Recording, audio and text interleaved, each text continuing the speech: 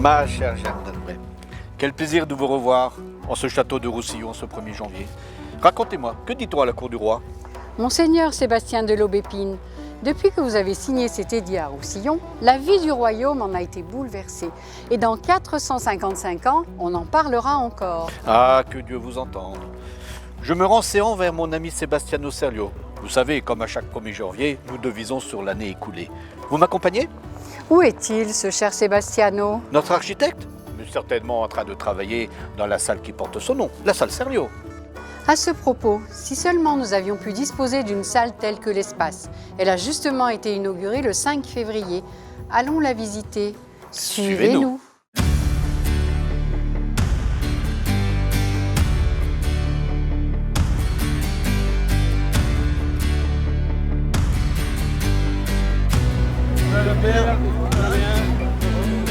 Le 5 février, ça va être marqué d'une pierre blanche sur Roussillon. Il y a une émotion quand on le conçoit, il y a une émotion quand il commence à sortir de terre, et puis ensuite il y a vraiment ce moment particulier de l'inauguration, et puis des premières activités qui vont s'y dérouler. Alors cette salle va servir pour tout ce qui est cérémonie, mariage, bal, loto et tous les spectacles qui ne sont pas culturels. D'avoir cet espace de convivialité, eh c'est quelque chose d'essentiel, c'est un investissement qui est important. Écoutez, c'est toujours un moment de plaisir et puis un espace clair, convivial, 200 mètres carrés, pouvant permettre de prolonger l'activité du sémaphore, de faire en sorte que les Roussillonnais puissent célébrer des mariages. Non, c'est un très très bel espace qui aujourd'hui est offert aux Roussillonnais. L'objectif, c'était vraiment de faire un espace convivial avec des matériaux naturels et de la couleur qui est ramenée à travers les vitrages. C'est une salle d'un espace de 200 mètres carrés intérieur. Alors le nombre de personnes varie selon si ce sont des personnes debout, où on peut avoir à peu près 650 personnes debout, ou assises, où on est autour de 200 personnes. Nous avons mis une année pour réaliser cet espace. Nous avons participé à hauteur de 130 000 €. Il est normal d'aider les communes qui investissent pour le bien commun et puis aussi pour le bien de notre économie, puisque tout ceci apporte du travail aux entreprises.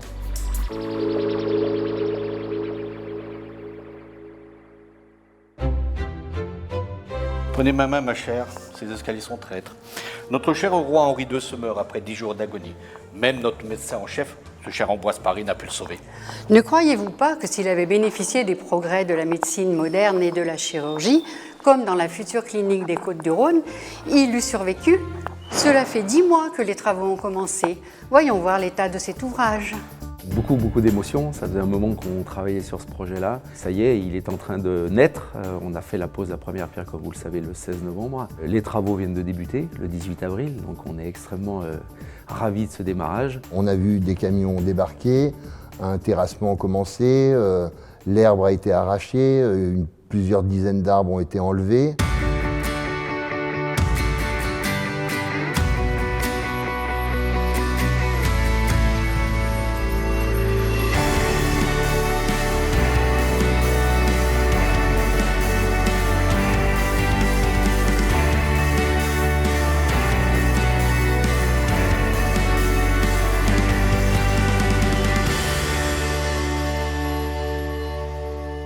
En quelques chiffres, c'est 6600 mètres carrés. Ça sera 47 lits dédiés à l'activité de médecine, dont 35 chambres individuelles. Donc ça, c'est extrêmement important pour la prise en charge de nos patients. Le fait que ce soit près de chez nous, qu'on n'ait pas des kilomètres à faire, c'est bien. Ça se fait à côté. Pour les Roussillonnais, franchement, je pense que c'est la joie. Beaucoup de modernité et que tout sort super bien pour nous.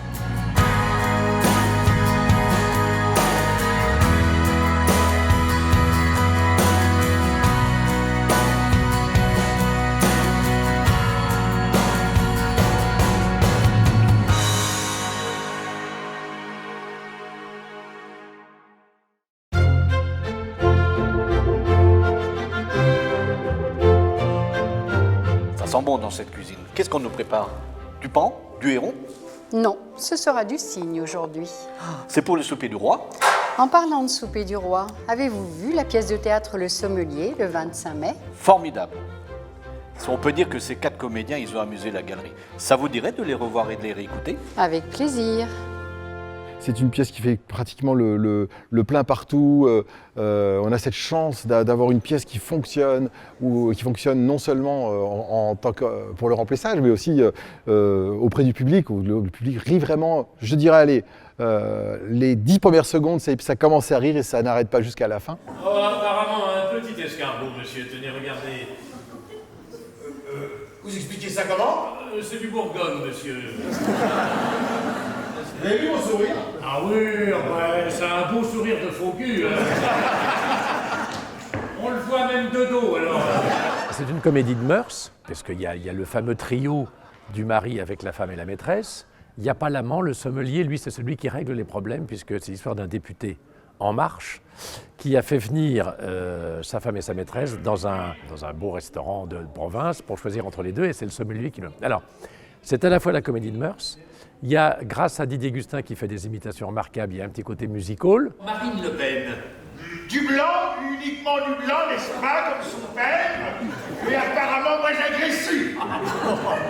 Bien vu. Et on a beaucoup de chance d'avoir ce texte de Patrick Sébastien et vraiment une super mise en scène d'Olivier Lejeune qui s'est vraiment démerdé pour nous faire un petit truc aux petits oignons, c'est-à-dire qu'il a respecté le texte de Patrick en rajoutant des trucs à lui et en prenant ce qu'on savait faire. Comme moi je sais faire des imitations, j'ai pu en placer à droite à gauche, et Philippe joue son personnage, ce qu'il est sur scène. Marianne Giraud qui est juste parfaite dans le rôle de la maîtresse coincée, et Juliette Poissonnier qui joue ma femme avec une patate. C'est la petite jeune qui en veut, quoi. C'est laquelle chaudasse? C'est moi qui parle! Oh, vous êtes en train de parler. 1990 est une année exceptionnelle? Oh non, monsieur. Bah comment ça, vous êtes dithyrambique et vous me dites que ça n'est pas exceptionnel? Ah non, monsieur, 1990, ce n'est pas l'année, c'est le prix. Très original, complet, et surtout, ça fait vraiment rire les gens, voilà, incontestablement. Henri François Hollande.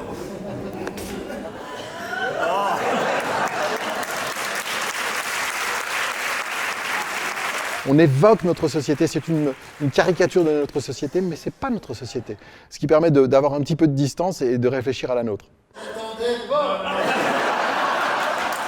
C'était génial qu'il y ait une pièce comme ça à Roussillon, c'est génial pour les Roussillonnais, on s'est super bien amusés, c'était fantastique. On a eu ce soir une ambiance terrible avec un public qu'on ne peut que remercier. Nous avons passé une soirée mémorable, puisque un spectacle de toute beauté.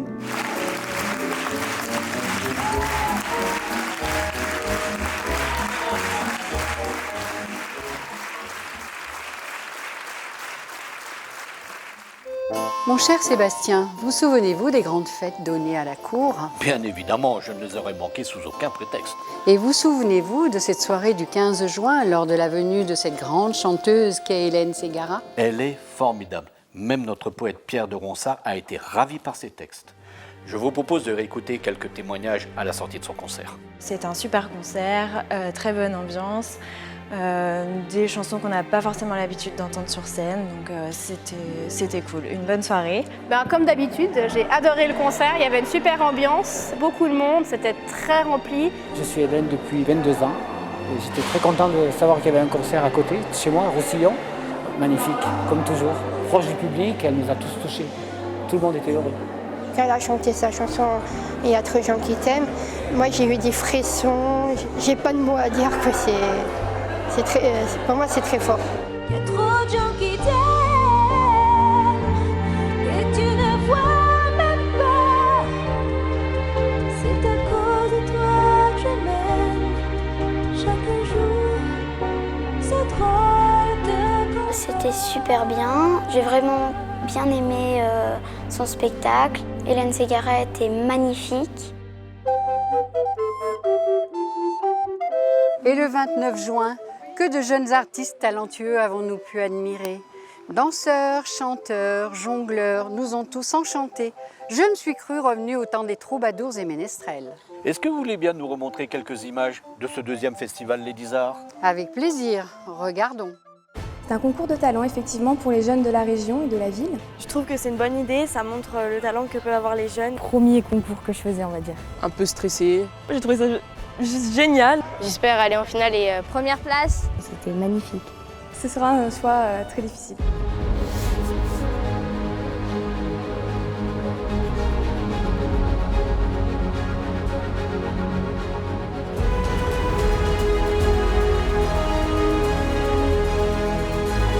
La finale se déroulera fin septembre. Je fais partie du jury. Et on va essayer de prendre les meilleurs candidats possibles.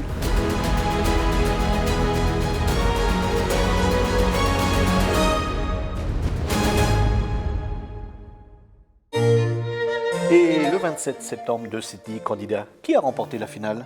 Le gagnant est Antonin Perret. Avec son numéro de Diabolo, il nous a tous endiablés. Je vous propose de l'écouter.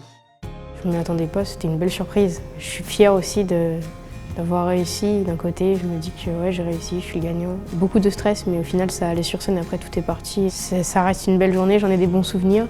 Je ne sais pas si ça va m'ouvrir d'autres portes, mais en tout cas, ça restera gravé dans ma mémoire. Et quand j'ai vu mon diplôme avec mon nom dessus, j'étais ouais, j'ai gagné, tout ça. J'en revenais toujours pas, quoi. Notre reine hier a sollicité Nostradamus et il lui a prédit un événement dans plus de 200 ans, un 14 juillet en 1789, une révolution et que cela deviendrait une fête nationale. Eh bien, pour une fois qu'il est précis, cet apothicaire. Et ce 14 juillet 2019 sera une journée particulièrement chargée d'émotions. En effet, Madame Josette Dory, personnalité de Roussillon, va recevoir la médaille de la ville. Félicitée en cela par Madame Frédérique Puissat, sénatrice de l'Isère, présente pour cette cérémonie. Je suis très heureuse d'être à Roussillon parce que la cérémonie qui a organisée Robert Duranton, son maire, sont des cérémonies d'envergure à l'échelle du département de l'Isère, qui rassemblent plusieurs élus, qui rassemblent des habitants, les corps constitués. Et célébrer la République, ça a un sens. Le 14 juillet, c'est la fête nationale. C'est une tradition qui est très respectée à Roussillon, qui est bien suivie par la population. Donc c'est une cérémonie très agréable. On en a profité pour remettre la médaille de la ville à Madame Dory, tout d'abord, puisque c'est une personne bénévole qui travaille sur la chanson. Pour moi, c'est un grand honneur que la mairie me remette cette médaille. Je me suis retenue parce que je savais que j'allais chanter après, quelque chose qui m'a beaucoup touchée. C'est toujours émouvant. Oui, beaucoup d'émotions parce qu'il y a eu effectivement une remise des médailles à une personnalité de Roussillon. Et je pense que c'est important à un moment donné qu'elles aient la reconnaissance de la ville et au-delà du coup de la République.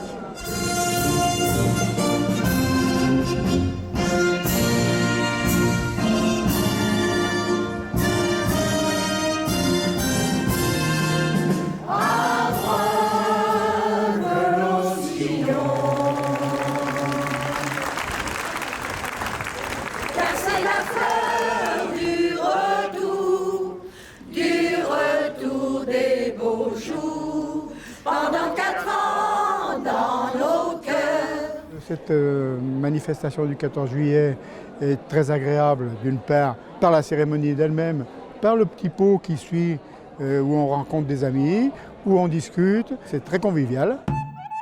Et comme à chaque 14 juillet, le traditionnel feu d'artifice a été tiré place de la République, suivi par un spectacle de musique et de danse. Et qu'avons-nous dansé à cette occasion? La volte, la gaillarde, la pavane, le menuet? Rien de tout cela. Regardons plutôt. C'est parfait, il y a de l'ambiance, il y a des choses à manger, il y a des jeux, il y a beaucoup de population. Il y avait plein de jeux, plein de choses à manger, il y avait de la musique.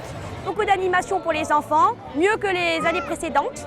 Il y a eu beaucoup de choses comme par exemple la mare au canard, les choses comme ça qui est amusant pour les enfants, plus un bon spectacle aussi.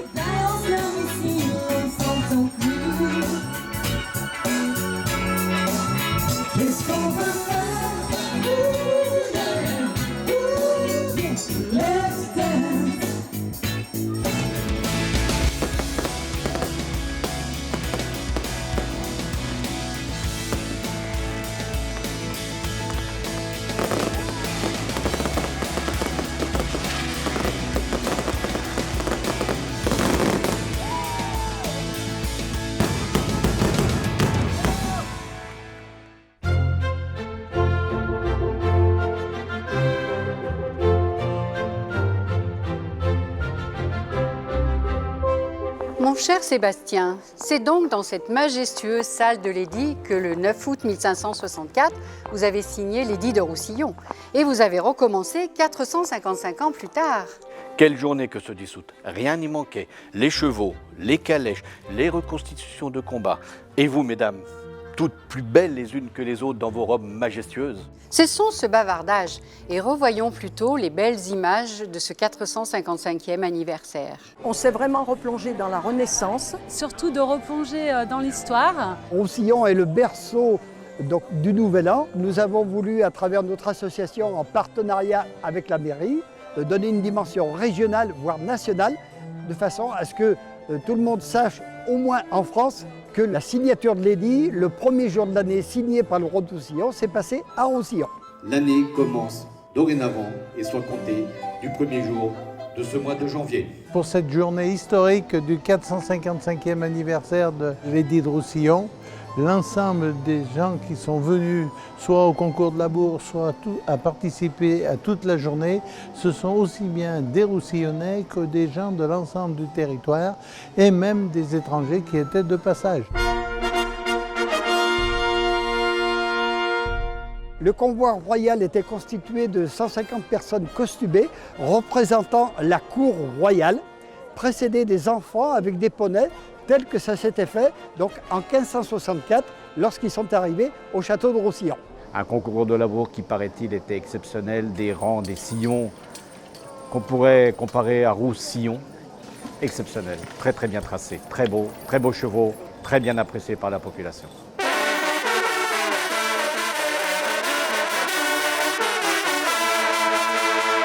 Le vainqueur donc de ce labour, il s'agit de monsieur André Font avec Fanfan.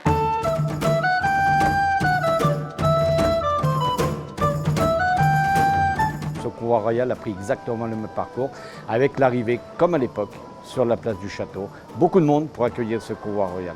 Il y avait donc traditionnellement la remise des clés du représentant de la commune donc auprès du roi, où le roi devenait donc le maître des lieux durant son séjour. Vous étiez et vous restez le maître de ces terres. C'est pourquoi nous vous remettons la clé de la ville qui est sous votre protection. C'était super bien, c'est vraiment une fierté. J'ai incarné le rôle de Charles IX et j'ai eu beaucoup d'émotions. Et c'était une grande chance de vivre ce moment aujourd'hui. Tout a fonctionné à merveille. Encore bravo à l'association de l'édit pour avoir organisé cette journée.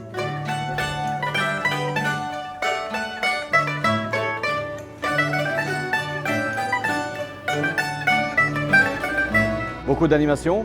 On s'est vraiment amusé. De belles reconstitutions.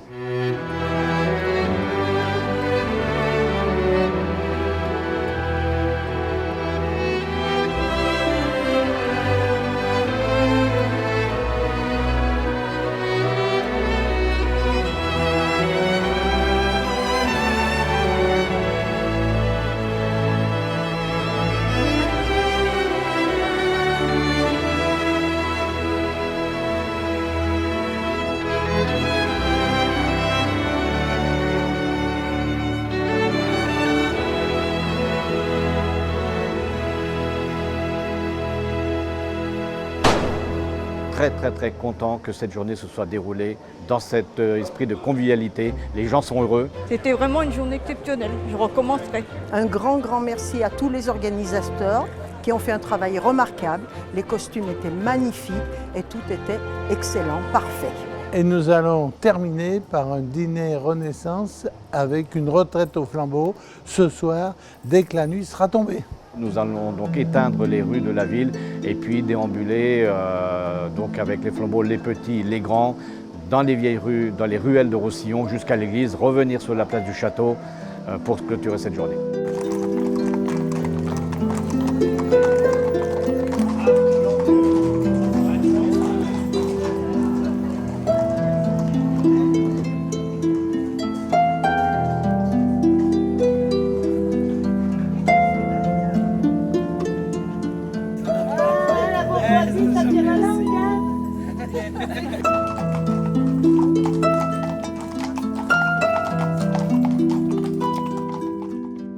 Très bien.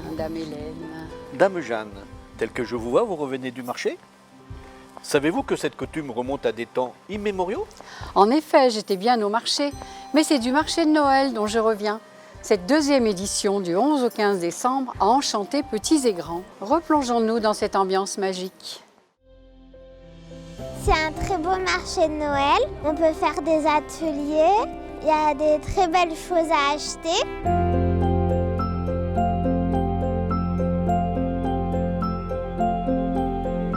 Il y a pas mal de commerces différents qui proposent des choses sympas pour les Roussillonnais, donc c'est agréable. Très bien organisé, il y a tout ce qu'il faut pour les enfants. Les barbes à papa, les churros, les bonbons, le Père Noël, le manège.